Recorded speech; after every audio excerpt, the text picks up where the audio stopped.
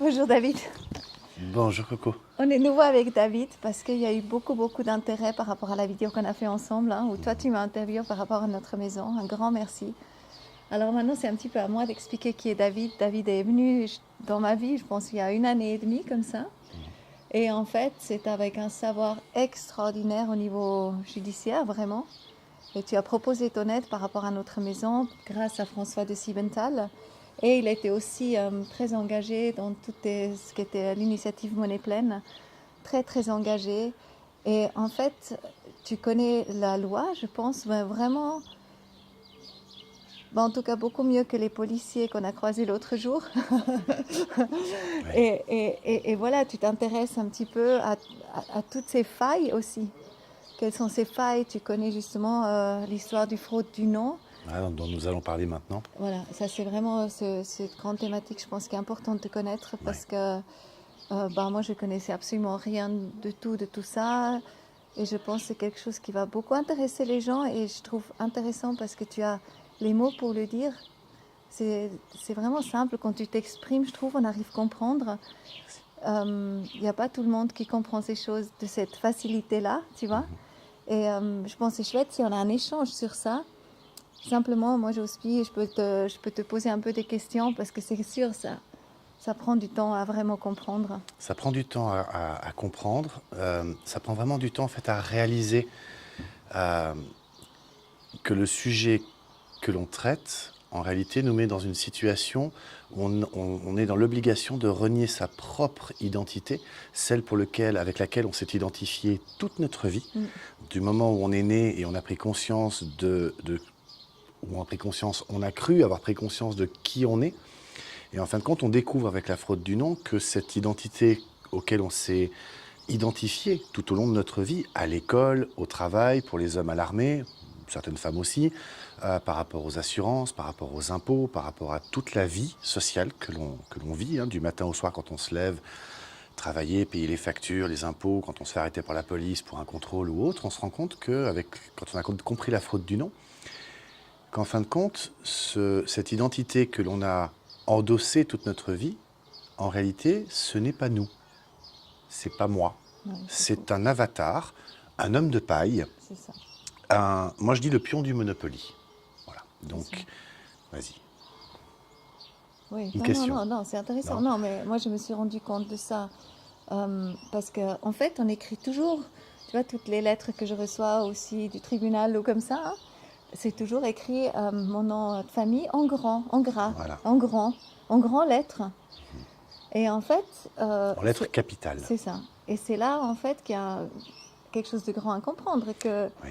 on ne s'adresse pas à moi autant qu'être humain en chair et en os, Non. mais effectivement, quelque part, à ce papier avec lequel je m'identifie jusqu'à maintenant, qui était déposé par les parents avec le certificat de naissance, c'est juste. Oui. Et puis on s'identifie avec ça toute la vie. Et après, il y a cette histoire derrière en fait, si on ne dit pas qu'on est en chair et en os et qu'on est vivant, un être humain vivant, après 7 ans, on nous... Ah, c'est tellement On est compliqué à perdu en mer. comprendre, hein. Alors c'est vrai que c'est Mais très on est compliqué. perdu On en va mer. reprendre les bases. On va reprendre les bases. Ce qu'il faut déjà comprendre, c'est qu'au niveau juridique, l'être humain, en tant que tel, n'a jamais eu sa place dans l'arsenal juridique.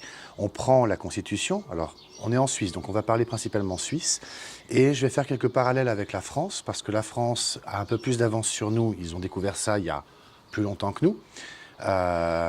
Les Américains et les Canadiens ont plus de 30 ans d'avance.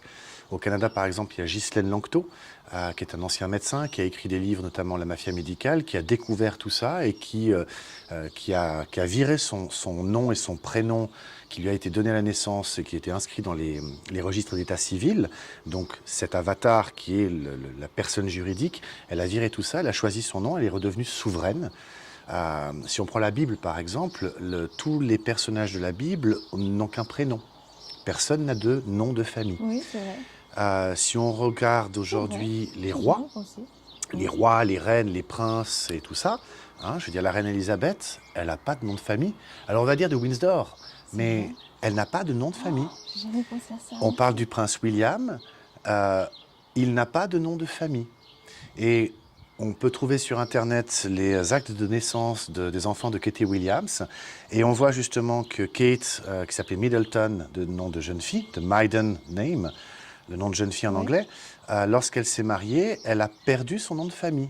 Donc au lieu de prendre le nom de famille de William, puisqu'il n'en a pas, il est souverain, il n'a pas de nom de famille, elle a perdu son nom de famille. Donc elle n'est plus Kate Middleton, elle est Kate, je ne sais plus quoi, duchesse, enfin voilà.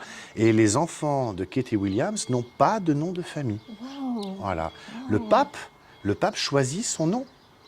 On a actuellement le pape François, mais le pape François, l'être humain qu'il est depuis sa naissance, ne s'appelait pas François. Il a choisi son nom pour sa fonction de souverain pontife. Et c'est là justement la grande différence entre les souverains et, j'ai envie de dire, les esclaves. Donc il faut comprendre que tout ce système dans lequel on baigne depuis la naissance est un système d'esclavage, on va rentrer dans les détails après, à savoir que le fait qu'on ait un nom et un prénom, surtout le nom de famille. Le nom de famille, en fait, nous a été donné par l'État. C'est pas le père qui donne le nom de famille, le père, en fait, ne fait que de transmettre.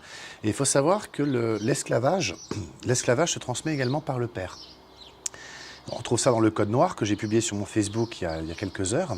Là, je remercie mon ami Alexandre Hilarion de l'avoir publié.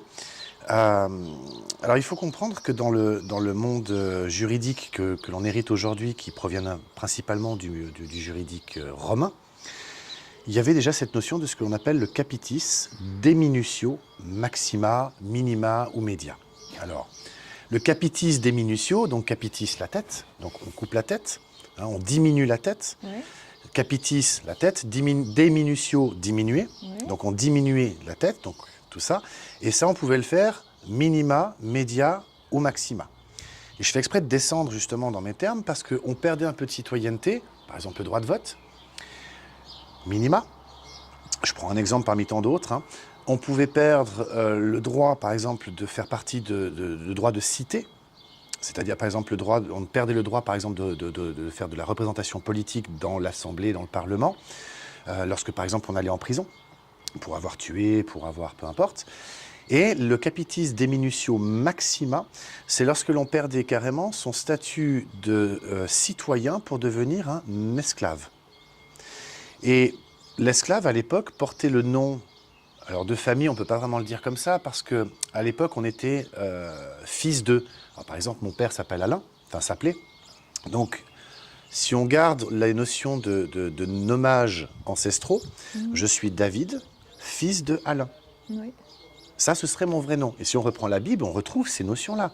Les Arabes aujourd'hui, le monde musulman, le monde arabe, hein, tu prends les pays du Maghreb, tu prends l'Arabie Saoudite, tu prends toutes ces zones-là, tu as encore les noms qui sont très, très éloquents. Ben quelque chose, c'est fils de. Tu prends chez les Asiatiques, San, c'est également fils de. Donc notre vraie identité, moi c'est David, fils de Alain et de Simone. D'accord. Léonard. Mais c'est touchant, c'est beau en plus. C'est beau. Ouais, c'est très beau. Léonard de Vinci. Leonardo da Vinci. Ouais. Léonard, alors j'ai été justement dans la petite bourgade où il a grandi, vécu et étudié.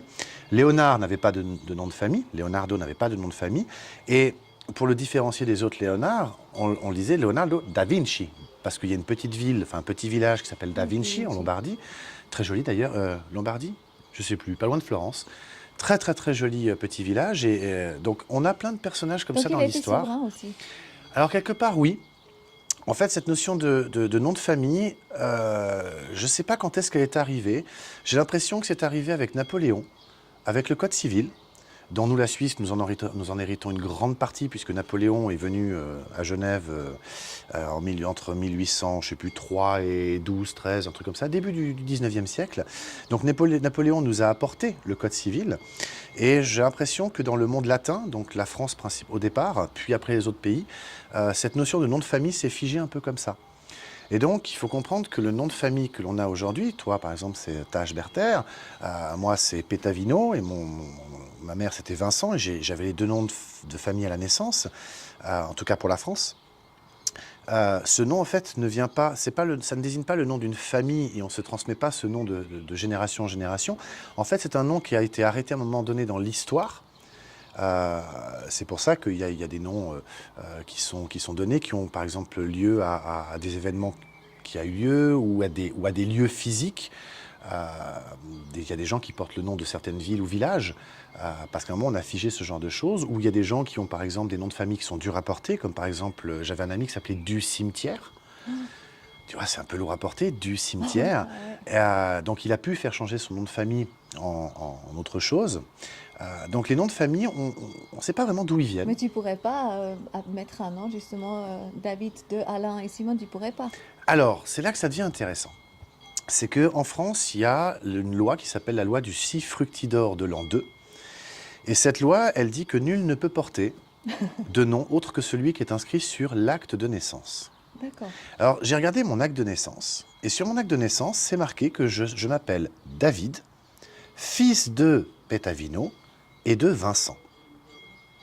Donc, on revient à ce qu'on disait tout à l'heure. Mon acte de naissance dit bien David, fils de.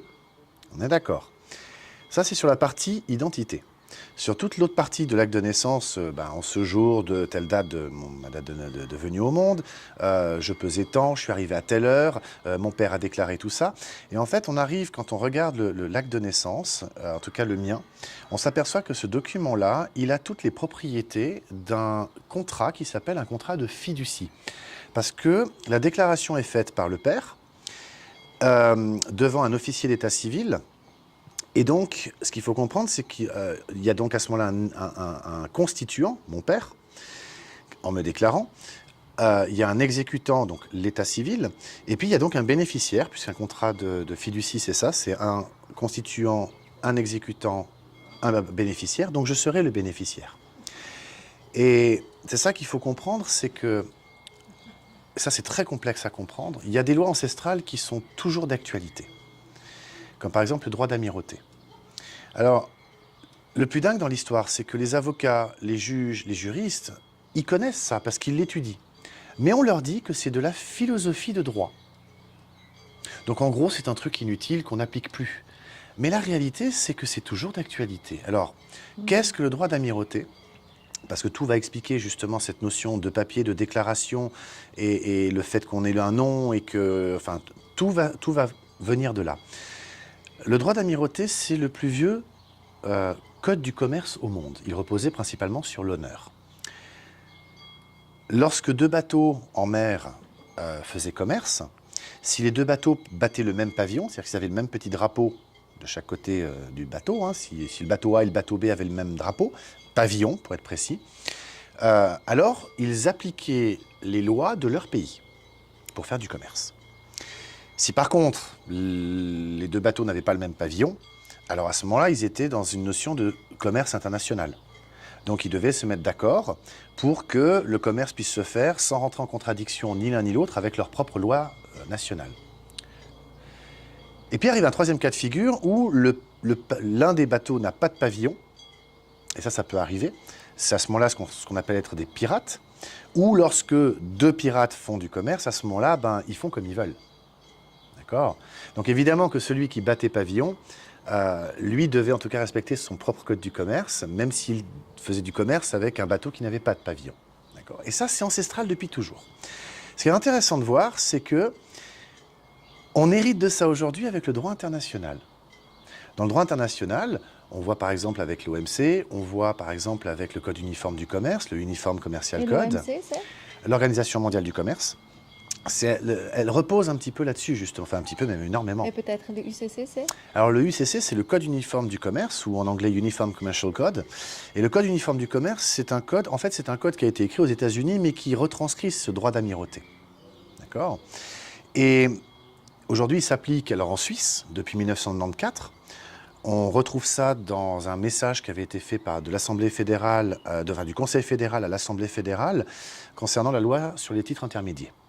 Et on lit noir sur blanc que le Code uniforme du commerce s'applique depuis 1994 en Suisse.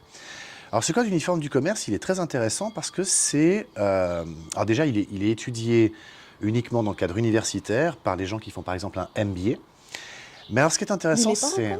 Alors, s'il est reconnu, alors ce qui est dingue, c'est que les gens qui étudient le UCC, le Code uniforme du commerce, comment dire ça, on leur donne un cours un peu vague sur les grands principes généraux. Mais on ne leur fait pas vraiment étudier ce droit-là. Il faut être très très spécialisé, donc c'est une étude très particulière de ce droit. Et donc c'est vraiment le droit du commerce international. D'accord ? Ce qu'il faut comprendre, c'est que comme il provient du droit d'amirauté, il est quelque part, il hérite de quelque chose d'ancestral, mais il reprend ces principes du droit d'amirauté, dont un qui est vraiment clé, à savoir que, à l'époque, on remonte à la période des galères et compagnie, imagine-toi par exemple Marco Polo, lorsqu'il a pris son bateau et qu'il est parti à l'aventure, il faut savoir qu'il a remis à la capitainerie, donc au port, à la capitainerie, à l'administration, il a dû remettre tous ses documents, c'est-à-dire ses titres de propriété, tous ses titres, d'accord ? Tout ce qu'il possédait, il l'a remis à la capitainerie. Pourquoi ? Parce que s'il part avec ses papiers et que le bateau coule, l'héritage ne peut pas se transmettre, puisque les papiers n'existent plus. C'est des contrats. C'est des contrats. Il faut comprendre que tout sur cette terre... Donc, par exemple, voilà, la maison, c'est un contrat. Voilà, tout sur cette terre, il faut comprendre que les banques, les assurances, l'administration et tous ceux qui nous demandent en fait des papiers par rapport à un objet qu'on croit posséder, une voiture par exemple, en réalité ce n'est pas l'objet qui les intéresse, c'est le papier qui se substitue en fait à l'objet. D'accord ? Donc pour la voiture par exemple, c'est la carte grise. Pour la maison, c'est le titre de propriété. Pour le terrain, c'est le titre de propriété. Je crois qu'on a compris un peu le principe. Pour l'être humain, c'est la carte d'identité. D'accord ?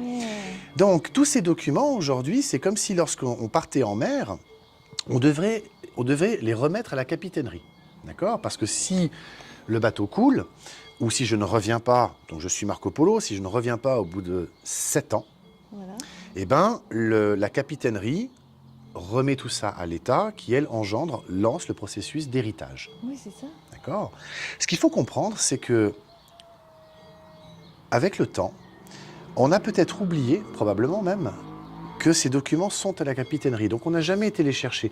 C'est un petit peu comme l'histoire de l'or et du papier billet. Où justement, on mettait l'or dans les coffres justement des orfèvres, qui lui nous donnaient des bouts de papier. Puis l'orfèvre s'est aperçu que finalement, comme personne venait récupérer son or, il pouvait continuer à émettre des papiers. Mais on est exactement dans le même schéma.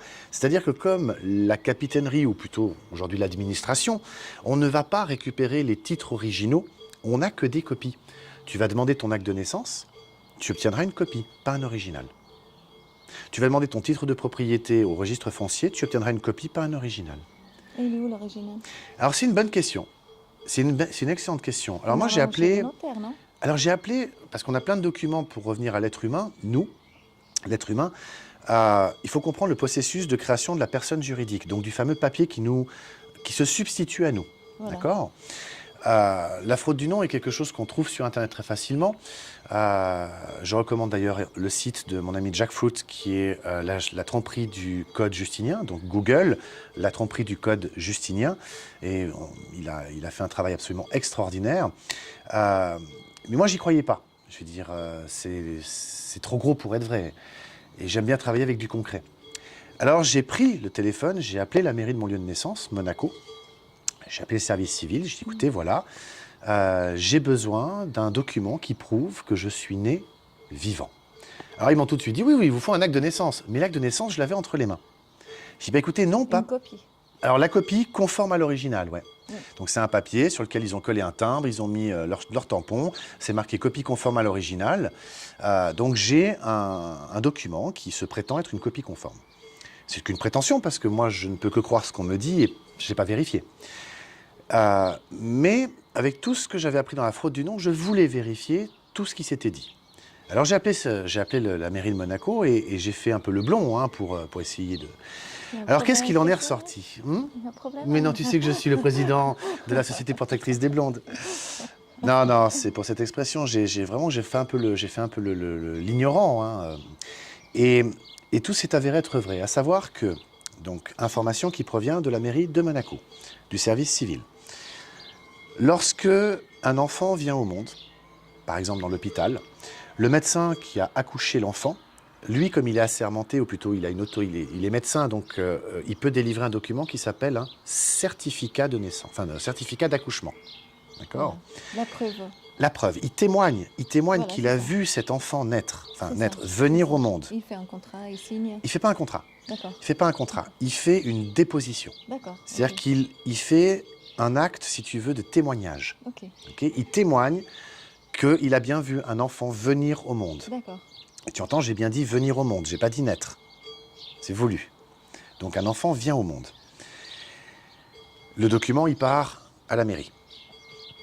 Et évidemment, le père, vu qu'on lui dit tu es obligé de déclarer l'enfant, qu'est-ce qu'il fait le père? Il se pointe soit dans le bureau de l'hôpital, soit il va à la mairie directement, ça dépend, et puis il va remplir une déclaration de naissance. Et ces deux documents vont partir au greffe du tribunal. Et le greffe du tribunal, donc le tribunal, va créer un document qu'il va renvoyer au civil, donc à la mairie, et ce document s'appelle un acte D'accord. de naissance. Mhm. Et il faut comprendre qu'un acte, ce n'est pas un certificat. Un certificat, c'est un témoignage. Un acte, c'est juste une extraction des informations que l'on a à un instant donné. Tu vas par exemple à l'office de la population, tu demandes tu demandes un justificatif de domicile, elles vont te sortir un acte de domicile. D'accord. Tu vas demander ton acte de naissance, il va te sortir un acte de naissance. Donc ils vont sortir de leur base de données les informations qu'ils considèrent avoir à ce jour. Ces informations sont peut-être fausses, mais en tout cas, c'est les informations qu'ils ont. D'accord. Et la totalité du système repose sur le fait que comme ce document provient d'une prétendue autorité, il a une valeur. Mhm. Les informations seraient justes. Mhm. Mais en fait, un acte, ce n'est pas un certificat, ce n'est pas un témoignage. C'est juste des informations qui sont écrites, point barre. On ne sait pas si elles sont vraies. Donc on voit qu'on a là un petit souci, c'est qu'on a d'un côté un médecin qui a fait un certificat, donc un témoignage, et de l'autre, nous avons un tribunal qui crée un autre document qui s'appelle un acte de naissance. Et c'est là que ça devient dingue, parce qu'on va passer notre vie, sur la base de cet acte de naissance, on va créer une carte d'identité, éventuellement un passeport. Quand on va vouloir contracter, c'est-à-dire louer par exemple un appartement, on va donner notre carte d'identité. Quand on va vouloir aller chercher un emploi et donc contracter avec un employeur, on va lui donner notre carte d'identité. Lorsque on veut souscrire un abonnement téléphonique, nous allons donner notre carte d'identité. Lorsque nous souscrivons à une assurance maladie ou accident, on le fait toujours avec cette identité-là. D'ailleurs, ils nous demandent aussi une copie de la carte d'identité. Mhm. Et donc, tout ce que l'on fait au quotidien, on le fait toujours avec cette carte d'identité. Oui. Alors, ça peut sembler normal parce qu'elle justifie de notre identité. Oui. Mais il faut comprendre qu'en réalité, cette carte d'identité, c'est la représentation matérielle. Elle matérialise cette fiction C'est juridique. mon existence. Alors non, pas de ton existence, de l'existence de la personne juridique qui a été créée par le tribunal et qui se substitue à toi dans ce monde qui finalement n'est qu'un monde de commerce. Tout n'est que commerce. Absolument tout. Alors le truc qui est absolument dingue, et c'est là que ça devient totalement dissonant, c'est qu'il faut réaliser qu'en réalité, on joue tous un grand jeu de Monopoly. Alors, imagine-toi qu'on pose sur la table un jeu de Monopoly, tu vois, toi et moi, on met un jeu de Monopoly, on y place les pions, on met les cartes, les dés, et puis, jette les dés. 5, qu'est-ce que je vais faire? Qu'est-ce que je vais dire surtout? Je vais dire, j'avance de 5. Alors, je prends le pion et j'avance de 5. Mais c'est pas moi qui avance, C'est les dés. c'est le pion. Le pied. Ouais. Et là, je tombe sur une case. Enfin, le pion tombe sur une case. Et qu'est-ce que je vais dire, moi, en tant que joueur, par habitude? Ah, j'achète. Mais c'est pas moi qui achète. C'est le pion. Et puis, tu prends les dés, tu lances, tu fais pareil. Et puis, moi, je vais prendre les dés, et puis je lance, et puis je vais me tirer une carte chance qui me dit « va en prison ». Mais moi, l'être humain assis autour de la table, je ne vais pas en prison. Je prends le pion et je vais le mettre en prison. Oui, oui. Le pion, c'est la personne juridique. Moi, l'être humain autour de la table en train de jouer, je ne suis pas le pion. C'est un peu comme Avatar. C'est un avatar.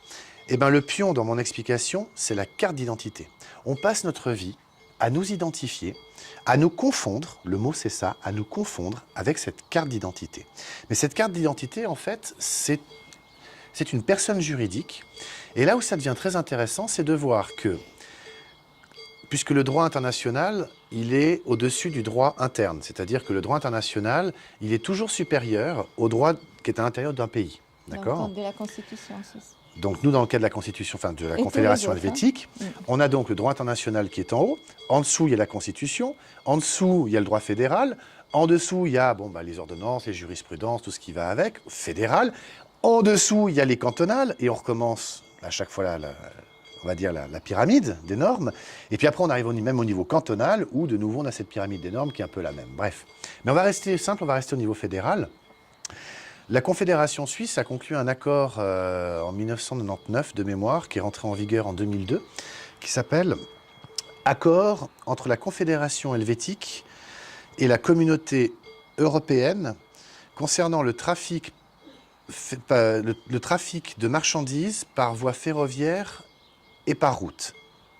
Et on trouve dans cet accord, qui est du droit international, donc qui est au-dessus de tout, à l'article 3, définition, entreprise, personne physique. Donc une personne physique, au regard du droit international, est une entreprise. Une entreprise, c'est une fiction. Moi, j'ai travaillé pour différentes entreprises, mais l'entreprise n'est pas tangible, elle n'est pas palpable, c'est une fiction, c'est une croyance. Oui, il y a des gens qui sont allés créer des bouts de papier, qui ont été déposés au registre du commerce, et puis ils ont mis des sous sur un compte, mais l'entreprise n'existe pas.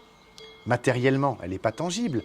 On pourrait la représenter par les bureaux dans lesquels on va travailler, la carte de visite que l'on a, mais en fait, elle n'existe pas. Toi, tu existes, toi. Oui, là, t'es ça tangible. constitue toujours T'es un être humain. d'être humain, en fait. Toi, tu existes, Ouais. tu es. Être ou ne pas être, telle est la question, quelque part. Une entreprise n'existe pas. C'est une fiction, c'est une croyance, c'est une représentation. D'accord ? Donc la personne juridique, c'est une entreprise, au regard du droit international. Ça a des implications qui sont quand même assez majeures. Parce que si une personne physique est une entreprise au regard du droit international, on peut se poser la question, alors à ce moment-là, pourquoi est-ce qu'on remplit une déclaration d'impôt des personnes physiques? Et pourquoi ne pas remplir à ce moment-là une déclaration d'impôt des personnes morales? Puisqu'une personne morale, c'est une entreprise. On va me dire, oui, mais les personnes physiques aussi. Et là, on rentre en fait dans des marasmes juridiques où on va avoir l'administration fiscale qui va dire, mais moi, je suis bloqué par le biais de ma loi sur l'imposition des personnes physiques ou des personnes morales, qui quelque part entre totalement en contradiction avec le droit international, qui prime. Donc c'est là que ça devient génial, parce que finalement, on se rend compte que tous ces articles de loi, tous ces codes, finalement, ne sont que des conventions que l'on accepte ou pas d'adopter entre l'un et l'autre des êtres humains qui jouent un jeu, celui du Monopoly. Si on prend la Constitution fédérale, elle est très claire. L'article 5.1, il nous explique que le droit, c'est la base et la limite de l'activité de l'État. Donc, on prend la loi, et c'est le début et la fin de ce qu'il a le droit de faire. Tout ce qui est en dehors, j'ai envie de dire, il n'a pas le droit. Mais nous, on est justement en dehors, en tant qu'être Alors humain, justement, c'est là que ça cher devient intéressant. C'est qu'on a l'article 5.3. L'article 5, alinéa 3, nous dit que, alors les organes de l'État, mais les particuliers, doivent agir de manière conforme aux règles de la bonne foi. De la bonne foi. De la bonne foi. Donc ça, c'est de la droit négatif, justement. Alors là, on rentre effectivement dans la notion de qu'est-ce que la bonne foi. Alors la bonne foi, juridiquement, elle n'est pas définie, si ce n'est ne pas nuire à autrui. Donc la bonne foi, finalement, on retombe sur les 10 commandements. Donc on tombe sur le droit, sur ce qu'on appelle le droit négatif. Divin. On est dans le droit divin, on est dans tous ces articles, on est dans ce qu'on appelle les lois universelles, quelque part. Je vous donne un exemple pour expliquer bien la chose. Si je prends un objet, je peux écrire dans tous les articles de loi que je veux, Oui, dans c'est tous ça. les codes, J'avais montré dans je la peux dernière vidéo, je ouais. peux écrire que je veux que lorsque je lâche l'objet, il monte. Je pourrais l'écrire dans tous les codes possibles et imaginables. Mais c'est pas juste. Je m'oppose là à une loi universelle. Oui, Je ne peux pas m'y opposer. voilà. D'accord ? Le juridique, en fait, c'est un peu ce qu'il tente de faire, c'est-à-dire il tente de soustraire l'homme de la réalité tangible dans laquelle on est, pour le projeter dans un monde qui est totalement imaginaire, qui est le monde du commerce. On a tous signé des contrats. En haut d'un contrat, il y a une chose qui est écrite, qui est toujours la même, c'est la date. Et aujourd'hui, on est le, je sais plus quoi, 12, 12, 13, je sais plus. Je sais plus quelle date on est. Ah oui, bah on est le 14 juin. Ah, le 14 Puisque demain c'est le 15, ouverture des frontières. Ah oui. On est le 14 juin 2020, tu es d'accord? C'est ça, oui. Eh ben, c'est une convention que nous venons de passer parce que regarde, le calendrier islamique ou musulman, il n'est pas en 2020. Je crois qu'ils sont en 1700 et des bananes. D'accord? Tu prends les juifs, le calendrier lié à la Torah, ils sont en, je sais plus, 5004, 5006. Donc, le calendrier lié à la Torah, le calendrier lié au Coran, n'est pas le même que le calendrier lié à la Bible. Or, tous les contrats, on les passe sur la notion qui voudrait qu'il y a 2020 ans, à peu près, il y a Jésus, je ne sais pas si c'est sur la base de sa mort ou de sa naissance, mais on part de ce moment-là. Il y a 2020 ans, c'est le point de départ, c'est Jésus, et tous les contrats que l'on fait aujourd'hui sont liés à ça. C'est la date liée, quelque part, à Jésus. Mais c'est une convention. Parce que si je veux, moi je suis en l'an 4, ou en l'an 10, après un événement qui m'est cher. Et qui serais-tu pour me dire, mais non, c'est pas vrai? Et c'est là qu'on voit que tout ce que l'on fait dans notre quotidien, en fait, sans qu'on se rende compte, s'attache à des croyances. Et les outils de développement personnel, d'ailleurs, tentent de nous le faire comprendre.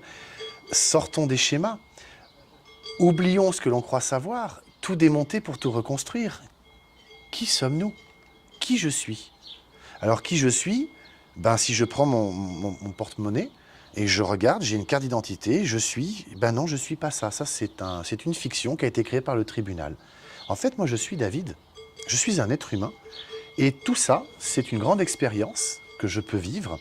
Je suis un esprit, incarné dans un corps d'os, de chair et de sang. Tous les livres saints le parlent, le disent, d'une manière ou d'une autre. Je fais une expérience terrestre, quelque part. Ce que les New Age essaient de faire comprendre, ce que les outils de développement personnel essaient de faire comprendre aussi.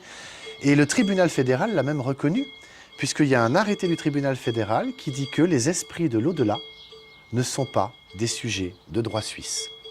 Alors là, on arrive dans un contexte qui est assez intéressant, parce que si les esprits de l'au-delà ne sont pas des sujets de droit suisse, ça veut dire que lorsque je me fais flasher, parce que j'ai roulé à 3 ou 4 km/h de trop, ce qui arrive, hein, qui a été flashé? Est-ce que c'est moi l'être humain ou est-ce que c'est la voiture? La voiture qui a une plaque d'immatriculation qui appartient à l'État. Le véhicule, il a une carte grise. Est-ce que c'est le véhicule qui va être amendé ou est-ce que c'est la carte grise? La carte grise, elle a le numéro de plaque d'immatriculation qui a été flashé. Donc c'est ça qu'ils vont regarder, c'est pas le véhicule. Donc ils vont envoyer l'amende à celui qui est titulaire de la carte grise. C'est pas le propriétaire, c'est le titulaire. Donc il a le titre entre les mains, mais il n'en est pas le propriétaire. Donc je vais recevoir une amende parce que il y a eu un flash. Donc le titulaire, quelque part, c'est l'État. C'est là qu'on arrive, parce que c'est l'État qui a délivré la carte de... On a les petits moucherons qui... C'est l'État qui délivre la carte grise, c'est l'État qui a fabriqué la plaque d'immatriculation. Moi, je suis un être humain là-dedans. Alors certes, je suis une personne juridique, enfin, il y a une personne juridique fictionnelle qui représente ça, mais en fin de compte, il faut se rendre compte aussi d'une chose, c'est que cette personne juridique étant une fiction, est-ce que je suis dans l'obligation, moi, finalement, de... Comment dire? Qui devrait payer? Alors justement, c'est ça. Qui doit payer, le propriétaire ou le titulaire? Alors en France, ils ont découvert quelque chose d'assez intéressant. Alors les Canadiens avaient déjà fait un merveilleux travail là-dessus, les Américains d'autant plus. Au Canada, c'est Pete Daoust qui a fait beaucoup de vidéos là-dessus. La sûreté de la personne. Alors c'est quelque chose qui est assez dingue. La sûreté de la personne, vraiment pour comprendre ça, il faut vraiment ouvrir l'esprit. La sûreté de la personne, on la trouve déjà pour commencer dans la Déclaration des droits de l'homme et du citoyen de 1789. Donc la Déclaration des droits de l'homme et du citoyen de 1789, c'est un texte qui a été écrit par le peuple français, et donc il ne s'applique qu'en France. Et on trouve de mémoire à l'article 2, le droit à la sûreté. Alors je vais expliquer ce qu'est la sûreté après, mais il se trouve que ce texte, Déclaration des droits de l'homme et du citoyen de 1789, a inspiré grandement la Déclaration universelle des droits de l'homme donc celle de l'ONU, qui a été écrite en 1948, dont la Suisse est signataire. Donc la Déclaration universelle s'applique en Suisse. Et elle a inspiré, cette Déclaration universelle des droits de l'homme de 1948, elle a inspiré la Convention européenne des droits de l'homme, dont la Suisse est aussi signataire. Et la Convention européenne des droits de l'homme, c'est celle de 1950. Donc on a 3 déclarations de l'homme, quelque part. Ce qui est rigolo, c'est que quand on lit ces 3 déclarations, l'homme, il apparaît nulle part, quasiment. Si on prend la Déclaration universelle des droits de l'homme, on peut y lire que tous les hommes naissent libres et égaux en droit et en dignité. Mais après, c'est fini. On va parler de nul ne doit subir de... Personne ne doit... Et il faut comprendre que dans le juridique, ils utilisent les mêmes mots que le vocabulaire qu'on trouve dans le Larousse ou dans le Robert, donc le dictionnaire de la langue. Pour nous, la France, pour la langue française, pour le Larousse et le Robert. Mais ils prennent les mots et ils mettent leur propre définition. C'est pour ça que les mots qu'eux utilisent ne correspondent pas à ceux que nous avons dans nos dictionnaires. Une personne, toi et moi, quand on dit une personne, on pense à quelqu'un. Il ne va pas en juridique. En juridique, c'est la fiction. Ce n'est pas quelqu'un, c'est la fiction. Donc, quand on lit les déclarations des droits de l'homme, quand on lit tous ces textes et qu'on voit que personne, c'est... Alors, pas dans leur jeu à eux. Dans leur jeu à eux, personne, c'est cette fiction juridique. D'accord ? Oui, mais dans notre jeu à nous, quelque part, si tu parles d'une personne, oui. Quelque part, c'est directement le juridique, et personne, c'est personne. Alors, c'est là, quelque part, c'est là que les mots, on voit qu'ils sont galvaudés. J'essaie de plus en plus d'enlever le mot « personne » de mon vocabulaire pour 2 raisons. Parce qu'on peut dire que personne n'est venu. Donc, si personne n'est venu, nobody came, hein, on va dire, voilà. C'est intéressant de faire un peu de... C'est vrai, nobody, c'est pas de corps. Nobody, c'est marrant de faire la langue des oiseaux, justement. Nobody, exactement. Nobody, pas de corps. Donc, ni personne. Mand, même en allemand, c'est ni, jamais, Mand. Le man, c'est déjà aussi l'homme, tu vois. Et ben voilà. Jamais d'homme. Oui, c'est intéressant. Et ben voilà. Et le langage juridique, il est beaucoup inspiré en plus du monde anglo-saxon parce que quand, en langue française, on entend le juge nous dire « Est-ce que vous comprenez ?» Alors comprendre, toi et moi, on se comprend. On échange des mots, tu as compris ce que j'ai dit, tu comprends ce que, je comprends ce que tu dis. Je ne comprends pas tout ce que tu dis. Ou pas. Voilà. Je ne sais pas comment c'est avec vous. Mais l'objectif, c'est évidemment de s'accorder sur une idée commune. C'est ça, quelque part, la communication, c'est de se comprendre. Ouais. Mais pas en juridique. En juridique, comprendre veut dire se soumettre. Ça vient de l'anglais « Do you understand » Understand. Ah oui, Do you stand under? Under, ouais, c'est clair. Donc, est-ce que tu te soumets? Et il est là la chose, finalement, parce que vu que, en fait, il faut comprendre qu'un tribunal n'est rien d'autre qu'un lieu dans lequel on fait du commerce. D'accord? De quelle forme? Eh bien, on fait du commerce parce qu'on va, toi et moi, au tribunal, parce que nous n'arrivons pas à nous mettre d'accord autour de la table. Oui, mais il y a toujours un contrat entre nous. Oui. C'est ça la base. C'est ça la base. Ouais. Et on n'arrive pas finalement à résoudre, à se mettre d'accord sur ce qu'on a conclu au départ. On a un conflit. Donc si on est dans un conflit, on est déshonoré. C'est pour ça que dans le tribunal, le président du tribunal ou le juge, on s'adresse à lui généralement en lui disant « Votre honneur ». Parce que lui, il est là en tant que... Il n'a rien demandé. Dans l'affaire, quelque part, on peut dire oui. Il est là, quelque part, il n'a rien demandé, si ce n'est qu'il fait son travail. Hein. Lui, il n'a rien demandé. Il voit 2 camps qui viennent s'affronter devant lui parce que ça n'arrive pas à se mettre d'accord. Donc lui, il est dans l'honneur, lui. Mais il y en a un des 2 qui n'est pas dans l'honneur. Un des 2 camps, d'accord, qui n'est pas dans l'honneur. Là, c'est compliqué à comprendre, mais en réalité, dès qu'on rentre dans un tribunal, on se met d'office dans une situation de contrat commercial. D'accord. Okay, dans un contrat commercial qui s'appelle une fiducie. Et donc, il y a le constituant, celui qui a fait appel au tribunal. C'est ce que tu as essayé d'expliquer à un rendez-vous au tribunal et il n'a pas du tout aimé. Ah, il n'a pas aimé. Du tout accepté. Il n'a pas aimé. Il a dit, je sais très bien ce que je fais. Oui. Qu'est-ce que tu avais dit? Alors, il n'a pas aimé parce que je lui ai dit, donc, nous sommes là réunis. Il y a donc eu la partie demanderesse qui a convoqué le tribunal. Elle est donc la constituante. Vous, monsieur le juge, vous êtes donc là pour exécuter, donc vous êtes l'exécutant, ce qui veut dire que dans un cadre de contrat de fiducie, nous en sommes les bénéficiaires. Évidemment qu'il n'a pas aimé. Et il ne peut pas aimer, parce qu'en faisant ça, on remet le jeu à l'endroit. Nous, dans ton affaire depuis le début, on dit que la banque, n'ayant pas présenté le titre original, donc pas de titre original, pas d'obligation, ils l'ont peut-être perdu, ils l'ont peut-être brûlé, ils l'ont peut-être vendu. S'ils ne te montrent pas le titre original, tu n'as aucune obligation de t'exécuter. C'est là qu'on revient justement avec la fraude du nom, c'est que tout n'est basé que sur des copies. Et aujourd'hui, il y a plusieurs êtres humains qui veulent remettre la main sur tous les documents originaux qui se trouvent à la mairie. Et on n'y arrive pas. La mairie refuse de nous rendre ces titres. Donc si je reviens au droit d'amirauté, au bout de 7 ans, on est perdu en mer. Mais si on revient avant les 7 ans, mais même après, hein, on retourne à la capitainerie et on dit, bah, regardez, je suis vivant. Donc ils doivent nous rendre les documents. C'est ce qu'on doit faire avec un enfant avant ses 7 ans. Alors c'est ce qu'on doit faire. Avant ces 7 ans, ce serait bien. Alors en Suisse, nous avons, et en France aussi, il y a ce même document. J'ai découvert ça de manière un peu hasardeuse. Je me suis rendu compte que tous les êtres vivants, je ne veux pas dire le mot personne, tous les gens qui arrivent à la retraite, notre AVS, notre système de retraite, leur envoie chaque année un document à remplir, et ce document s'appelle un certificat de vie. D'être vivant ou de certificat de vie, c'est l'AVS.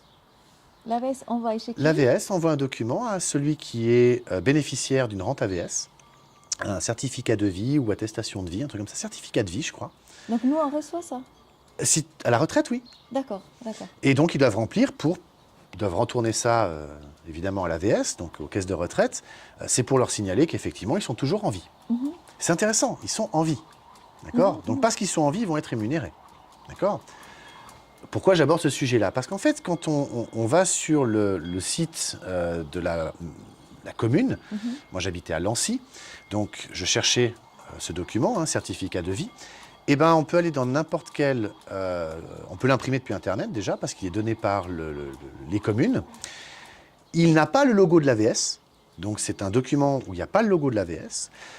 On peut le remplir, aller voir la police, la gendarmerie, ou une autorité, comme par exemple l'administration civile, et ils le tamponnent, du moment qu'on leur montre que on est bien là, et puis on a bien la carte d'identité donc qui correspond à cette personne juridique fictionnelle, et ils vont nous reconnaître en vie.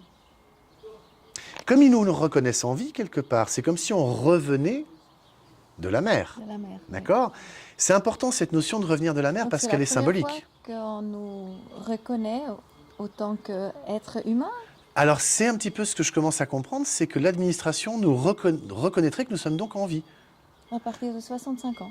Alors, ils le font comme ça aujourd'hui, mais rien ne t'empêche d'aller aujourd'hui sur Google, de taper certificat de vie suisse, voilà, de télécharger le document, de le remplir, d'aller à l'administration et de te le faire tamponner. Et donc, l'administration, l'autorité prétendue, te reconnaît en vie.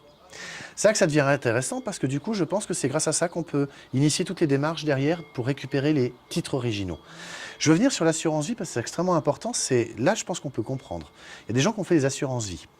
J'ai le souvenir d'une amie, Raphaëla, si tu regardes cette vidéo, je te salue. Son papa a disparu il y a des années en arrière.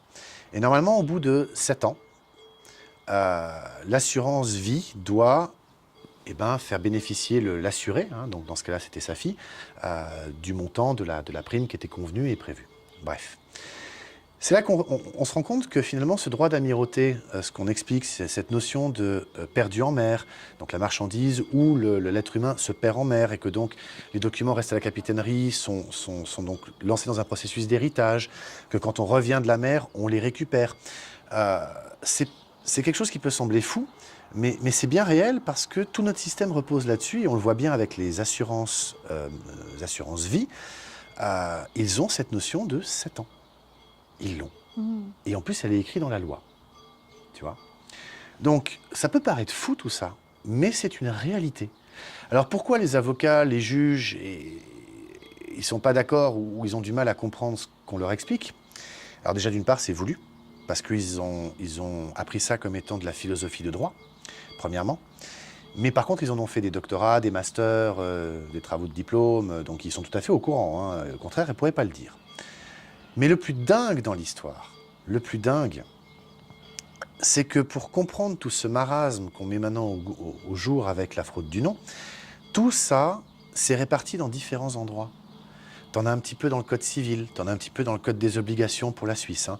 T'en as un petit peu dans la Constitution fédérale, t'en as un petit peu dans le droit international, t'en as un petit peu par-ci, t'en as un petit peu par-là. Et donc, le problème, c'est qu'un avocat, il va se spécialiser en civil, il va se spécialiser en pénal. Oui, personne n'a la supervision surtout en fait. C'est ça. Et c'est hyper compliqué. Et c'est hyper tu l'as un petit compliqué. peu, quand même. Alors, je ne suis pas le seul. Il y a énormément d'autres gens merveilleux qui ont travaillé là-dessus, hein. Sonia, je te salue. En France, il y a des gens comme Lorelai qui ont fait un travail extraordinaire. Lorelai, par exemple, on trouve sur son site Aurore Esclave Story. Elle a fait une vidéo extraordinaire où elle explique que le Code civil en France, l'article 1, dit clairement que la loi doit être promulguée partout sur le territoire par le roi. Alors, il faut savoir qu'en France, M. Raffarin, de mémoire en 2004, je crois, il a écrit un texte, de mémoire une ordonnance, ou un décret, je ne sais plus, pour modifier le Code civil, l'article 1 notamment. Alors, c'est drôle parce que il a écrit un texte qui, juridiquement, est en dessous de celui-ci, pour modifier celui-là. Je m'explique. Est-ce que tu peux imaginer un seul instant qu'un maire d'une petite bourgade, hein, par exemple ici, dans ce petit village tout sympathique, j'imagine que le maire, ça doit être ton voisin, est-ce que tu imagines que le maire puisse écrire un texte qui va modifier le droit international? Non. Non. Est-ce que tu peux imaginer que le maire puisse écrire un texte qui va modifier la Constitution suisse? Même pas. Non. Sauf dans notre processus légal, voilà. Mais il ne peut pas le modifier de lui-même. Est-ce que tu peux imaginer que le maire puisse écrire un texte qui va modifier le droit cantonal? Non plus. Pas, non plus. Ben là, c'est exactement un peu ce qu'il a fait, c'est qu'il a écrit un décret, donc c'est un texte qui est en bas, qui est allé modifier le truc qui est en haut. C'est ce qui se passe dans la Constitution un petit peu aussi, non? Il y a des choses un petit peu qui se non, sont ça, ils l'ont pas fait, heureusement, mais le peuple veille à ça, justement. Mais donc, Raffarin, M. Jean-Pierre Raffarin, a écrit un texte, un décret, je crois, qui a modifié l'article 1, mais légalement, il n'est pas modifié. Si on reprend tout l'arsenal juridique français, il est intouchable, ce code civil. Intouchable. On est d'accord. Et on va même plus loin. C'est que si la loi doit être promulguée partout sur le territoire, donc en France, et donc dans les territoires d'outre-mer et autres, si ça doit être promulgué par le roi, il faut savoir qu'en France, le dernier roi qu'il y a eu, c'était, de mémoire, Louis-Philippe Ier, qui était au pouvoir jusqu'en 1826, je crois, de mémoire. Je ne m'attendais pas à vouloir parler de ça, donc j'ai quelques dates un peu floues, à vérifier, évidemment. Et depuis qu'il n'y a plus de roi en France, eh ben, il n'y a plus de loi qui a été promulguée. Et on peut le vérifier de manière très simple, hein. C'est que tout ce qui a été mis en œuvre, on appelle ça des codes. Ce n'est pas la loi, c'est un code. On appelle ça des décrets. Ah, c'est pas une loi, un décret. On appelle ça un décret-loi. Ah bah, c'est pas une loi, un décret. La loi, elle est en dessous de la Constitution. Les décrets, les ordonnances et tout ça, c'est en dessous encore. Donc en fait, vu qu'il n'y a pas de roi qui a promulgué la loi en France, la France fonctionne dans des croyances, dans des textes qui sont des croyances, qui sont en dessous même du truc suprême qui s'appelle le Code civil, qui a dit que la loi doit être promulguée par le roi. Et comme quand on se fait arrêter en France, la gendarmerie, la police dit « c'est la loi ». Mais même eux ne sont pas capables de dire laquelle. Et c'est ça qui est drôle, parce qu'en fait, ils vont s'appuyer sur des règlements de police, des règlements, mais pas la loi. Ils vont s'appuyer sur des décrets, mais pas sur la loi. Et donc, on tombe dans une situation où en France, c'est absolument dingue, mais quelque part, j'ai envie de dire que tout l'arsenal juridique, il n'a aucune valeur. Emmanuel Valls, en plus, a fait quelque chose de dingue en partant, la veille de son départ. Emmanuel Valls, qui était Premier ministre sous François Hollande, il a fusionné, alors je vais le faire très simple, hein, parce que c'est un dossier assez complexe. Parce que je sens que... Il a fusionné, en fait, il a placé tout le pouvoir juridique, qui est censé être séparé, d'après les concepts amenés par Montesquieu. Il doit y avoir 3 pouvoirs, le pouvoir exécutif, législatif et judiciaire. Les 3 doivent être séparés, sinon on est en dictature. Et bien Emmanuel Valls, il a placé le judiciaire sous l'exécutif. Alors il y a toute une histoire avec la Cour de cassation qui a émis une jurisprudence qui voudrait que tant que je ne sais plus quelle cour est toujours sous cette juridiction, effectivement, c'est... En fait, pour dire un truc très très simple, il y a une constitution en France qui dit simplement que lorsqu'il n'y a pas de séparation des pouvoirs, la constitution n'a aucune valeur. Et en France, depuis ce moment-là, eh ben, elle n'a plus de valeur. D'autres vont dire encore plus loin que la Ve République en France ne serait pas légitime pour différentes raisons. Je renvoie de nouveau sur la chaîne YouTube de Lorelai, Esclave Horror Story, où Maître Fortabal Abattu, qui est un avocat, docteur en droit, donc c'est pas un rigolo le monsieur quand même, hein, explique tout ça très très bien. Ça a un impact non négligeable parce que même le Code général des impôts en France n'a aucune légitimité. Et je vais revenir chez nous du coup en Suisse parce que ce qui est dingue, c'est qu'on s'aperçoit que aux États-Unis, le Internal Revenue System, et là on peut voir les vidéos de Aaron Russo, décédé depuis un certain temps malheureusement, mais il est allé interviewer le patron de l'IRS, le Internal Revenue System, qui est l'organisme qui cueille l'impôt aux États-Unis.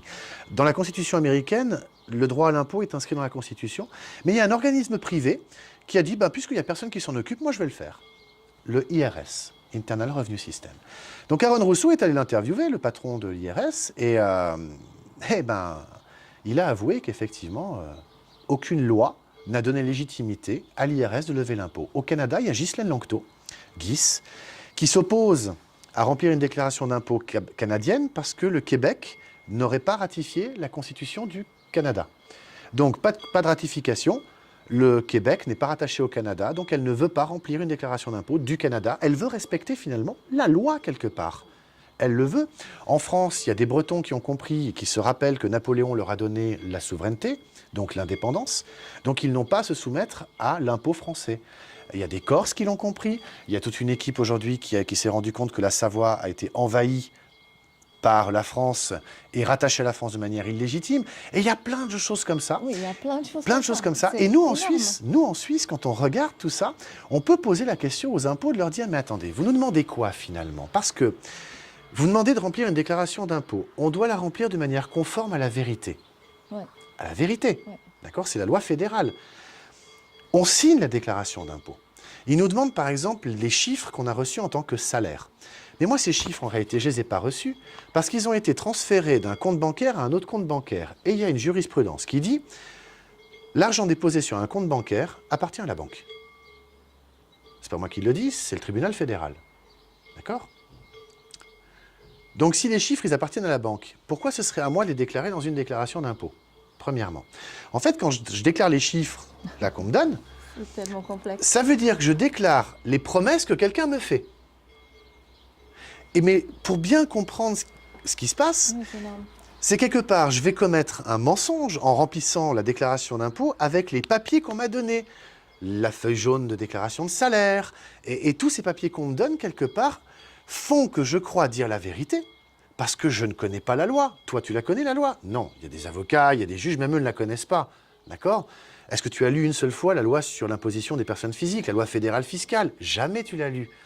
Et bien pourtant, tu dois déclarer de manière conforme à la vérité. Tu prends tes bouts de papier que tout le monde t'envoie, hein, ton employeur, l'assurance maladie, tu reprends. En plus, l'État te donne, les impôts te donnent le petit fascicule. Hein, ils t'expliquent, là, il faut mettre tel chiffre que vous trouverez dans tel document qu'on vous a donné. Donc, quelque part, j'ai envie de dire, je pourrais presque accuser l'État de nous faire mentir, quelque part. Parce que le salaire, les chiffres que j'ai reçus sur mon compte bancaire en tant que salarié, je ne les ai pas reçus. Moi, c'est le compte bancaire qui les a reçus. Le compte bancaire, il appartient à la banque. Donc, ce serait à la banque de déclarer ces chiffres. De plus, ces chiffres, ils appartiennent... On est d'accord. Je suis d'accord avec toi, mais David, tout ce que tu dis, c'est tellement complexe. C'est dingue, hein? On est tellement dans une croyance. C'est Oui. tellement figé. Oui. Donc, je comprends que tout ça, c'est quelque part, c'est fraude. C'est une fraude. Donc, quelque part, maintenant, ce qui est intéressant... C'est un dol, pour être précis. Voilà, mais maintenant, vraiment, ce qui est important et intéressant. Et puis maintenant, une fois qu'on commence à connaître tout ça, quelle est notre possibilité? Qu'est-ce qu'on peut faire? Alors, je termine juste sur la banque, parce que c'est clé. Le compte, il est attribué à qui? À un titulaire, et ce titulaire, c'est donc la personne juridique. C'est donc pas moi, l'être humain. Alors, qu'est-ce qu'on peut faire? Alors, la sûreté de la personne, parce que c'était quand même un peu le point de départ, on le retrouve pour nous en Suisse grâce à la Convention européenne des droits de l'homme. La sûreté se veut être une garantie financière attribuée d'office, puisqu'elle est d'office, puisqu'on y a droit, de par la Convention européenne des droits de l'homme. Pour la France, eux, ils peuvent se servir de l'article 2 de la Déclaration des droits de l'homme et du citoyen. La sûreté, en fait, c'est quoi? C'est cette garantie financière que nous avons, que notre personne juridique a, par essence. D'accord? Et cette sûreté, alors c'est Pete Daoust qui l'explique très très bien, pour lui cette sûreté se trouve être, pour le cas du Canada, auprès de la Banque centrale du Canada. Parce qu'il y a une chose que je ne t'ai pas dit tout à l'heure. Lorsque les documents, au moment de la venue au monde de l'enfant et de la création de la personne juridique, j'ai un contact qui me certifie, je ne l'ai pas vu, mais il me certifie que lorsqu'il est allé récupérer son dossier dans la mairie de son lieu de naissance, puisqu'il y travaille, je ne dirai pas où pour sa protection, évidemment. Donc un soir, il a pris les clés, il est descendu aux archives, il est allé trouver son dossier et effectivement, il a tout récupéré, il a tout pris. Et se trouvait être un titre de la banque centrale de son pays, pour ne pas le mettre en danger, il a trouvé un titre émis par la banque centrale de son pays d'un montant de 98 millions d'unités de son pays. D'accord? Donc si c'est aux États-Unis, c'est des dollars, si c'est au Canada, c'est des dollars canadiens, si c'est en Suisse, c'est des francs suisses, si c'est en France, c'est des francs français ou des euros. Je ne veux pas, voilà, mais il peut comprendre.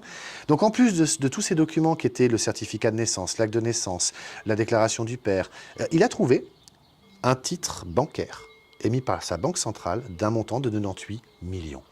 Donc le truc qui est dingue, c'est ça la sûreté, c'est qu'à notre naissance, une valeur nous est attribuée. Voilà. Et cette valeur, c'est ça la sûreté. Et ça, c'est le compte AVS. Alors, le truc est dingue, mais je pense que oui. Je pense que oui, parce qu'aux États-Unis, ils ont réussi à démontrer que les numéros de sécurité sociaux sont des numéros de compte qui sont joués en bourse. Voilà.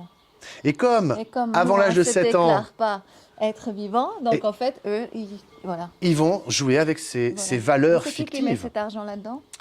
Et cet argent est aussi fictif. C'est de la bourse, c'est du casino. Comme ça. Donc ça veut dire qu'on a tous, notre personne juridique, la personne juridique dont nous sommes titulaires aurait une valeur. Je dis bien aurait une valeur, alors aux États-Unis ils l'ont prouvé, aurait une valeur, et cette valeur, vu qu'on ne va pas la récupérer à la capitainerie, Ouais. Dans l'analogie qui en est Voilà. faite, on ne va pas se Ils présenter peuvent en vivant, disposer. ils en disposent, Voilà, puisqu'au bout de c'est ça. 7 ans, c'est entre guillemets perdu Et là, en mer, c'est une allégorie. On est les esclaves.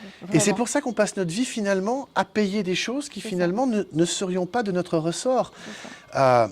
Les impôts, aussi dingue que ça puisse paraître, les impôts, c'est quelque chose qui est arrivé avec la naissance des banques Ils centrales. devraient pouvoir payer ça avec l'AVS de toute façon. C'est la sûreté de la On personne. ne devrait pas payer les maisons, on ne devrait rien payer quelque part. Alors on devrait rien payer. On Attention, devrait pas payer. je ne veux pas venir sur ce terrain-là. Non, D'accord. c'est pas qu'on On va devrait bien t'arrêter rien parce qu'il payer. commence à bien pleuvoir et je pense qu'on a fait déjà très long. Imagine que tu vas au marché, il commence à pleuvoir, imagine que tu vas au marché, on y va, hein. Tu vas au marché, tu prends tes tomates, tes kiwis, Non, ça oui, bien sûr. On doit tu vas payer. pas On dire est au bien marchand, d'accord. écoute, On est bien d'accord. sers-toi auprès de ma banque centrale. Non, là tu passes un contrat avec lui, donc tu vas Ouais. lui. C'est du Oui, on est commerce que tu d'accord. fais directement. Mais les impôts, il faut comprendre que les impôts sont toujours liés avec la naissance d'une banque centrale, déjà pour commencer. Donc l'État met en garantie le peuple, donc c'est déjà la première mise en esclavage, premièrement, alors que c'est interdit par toutes les conventions, hein, mais c'est pas grave. Tout le monde le fait. Et surtout, la chose la plus dingue qu'il faut comprendre, c'est que on doit pouvoir décharger ces dettes publiques, donc c'est celles-ci que nous n'avons pas finalement à payer. Les dettes publiques sont à décharger auprès de la sûreté de la personne. C'est ça. Alors, la question qu'on peut se poser par rapport à la Suisse, puisque nous n'avons pas la sûreté de la personne, en tout cas je ne l'ai pas trouvée ni dans la Constitution fédérale, ni dans les constitutions cantonales, ni dans les lois fédérales, ni dans les lois cantonales, je l'ai trouvée nulle C'est très part, flou. à un endroit. Mhm. Le seul endroit où je l'ai trouvé, c'est dans la Convention européenne des droits de l'homme. Et comme la Suisse est signataire, on est donc soumis à ce texte qui, lui, nous donne Le cette texte sûreté de la suprême. personne. D'accord. Donc la question qu'on peut se poser aujourd'hui, c'est est-ce qu'on doit décharger nos dettes publiques auprès de la Banque centrale suisse, à savoir la Banque nationale suisse, ou au travers de la Banque centrale européenne, puisqu'elles sont liées, apparemment elles sont rattachées, système monétaire européen. Donc où est-ce qu'on doit décharger tout ça? C'est une bonne question. Il y aurait encore plein à dire sur le sujet des impôts et de la Banque nationale suisse, mais vu tout ce Voilà. qui pleut, voilà. Moi je dis qu'on peut continuer dedans. On a dû bouger parce qu'il pleuvait. Donc j'expliquais justement les impôts, pour prendre un exemple. Mais il y a quelque chose qui est absolument hallucinant quand on va regarder. Alors en France, ils se sont aperçus que la République française était une entreprise enregistrée au registre du commerce. On retrouve sur société.com et dans les bases de données de l'INSEE, on retrouve tout ça, puisque c'est l'INSEE qui distribue les numéros de sirène ou de sirette, qui est l'équivalent du numéro de TVA, ce qui veut dire que dès que tu as un numéro de TVA, tu es une entreprise, et une entreprise n'a pour but que de faire du commerce. Et bien en Suisse, c'est inscrit dans le Code des obligations, qui est notre code à nous du commerce quelque part, puisqu'il régit toutes les obligations contractuelles. Donc, on voit l'article 762 que la Confédération, les cantons, les communes et les districts sont des corporations.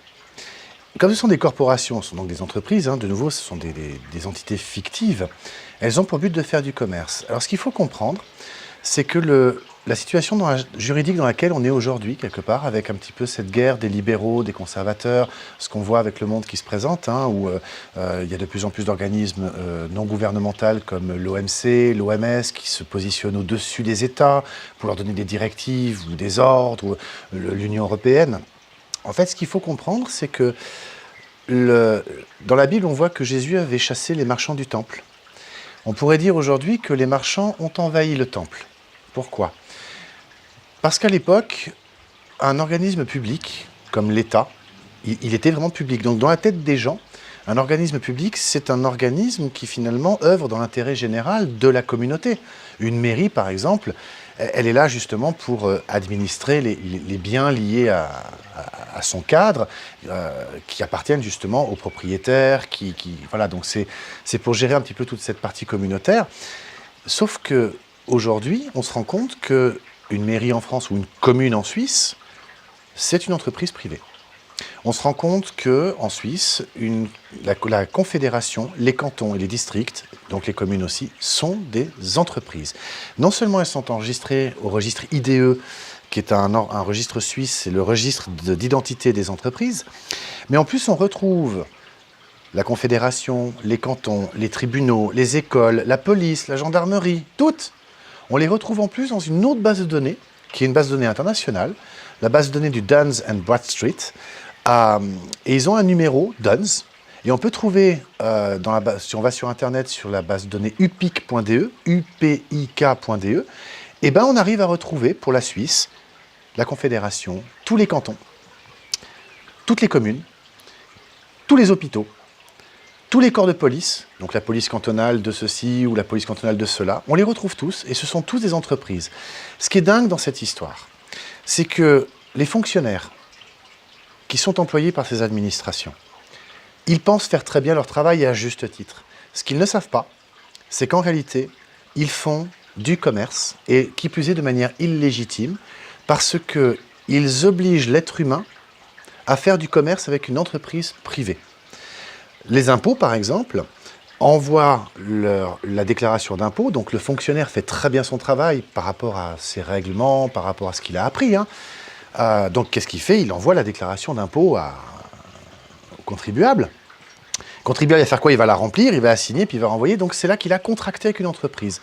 En fait, ce qu'il faut comprendre, c'est qu'aujourd'hui, ce qui était public est devenu privé.